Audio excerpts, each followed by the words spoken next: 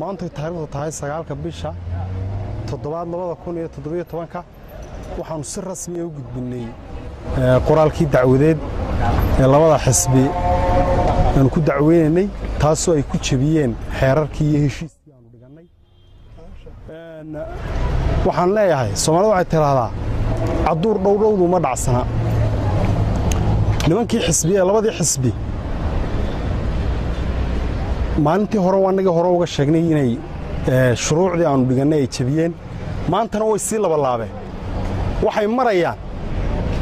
inay gawaadhida inta mikrofoonna saaraan calaamadoodina ku xidhaan bay marayaan burco waxay marayaan inay laymanka u dhiibaan dadka kuyuga ku jira astaama lagu arkayo ayay marayaan hadday sii socotana dee doorashada la isla gaari maayo waxa weeye dalku wuxuu ku socdaa waxa weeye waa shuruucda dalka xeerarka dalka haddii la ixtiraami waayana wax ka xun baa imanaya xeerarkii dalkaynu dhigannay cid ixtiraamaysa ma jirto gudoomiyaha komishinka saaka BBC-da ka dhageysanayay isagoo arrintaa ka hadlaya laakiin dhaxbu wali alaanka wuxuu ka dhigayaa wali muu si rasmi ah u cayimin cidda sharciga jabisaynayaga yihiin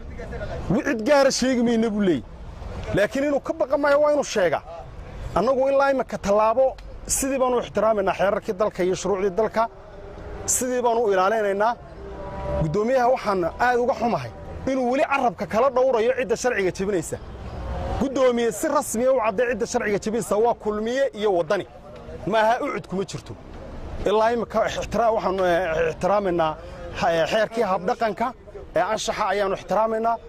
gudoomiyaha si rasmi ah maanta ugu gudbinay horena waanu sheegnay arrintaa haddii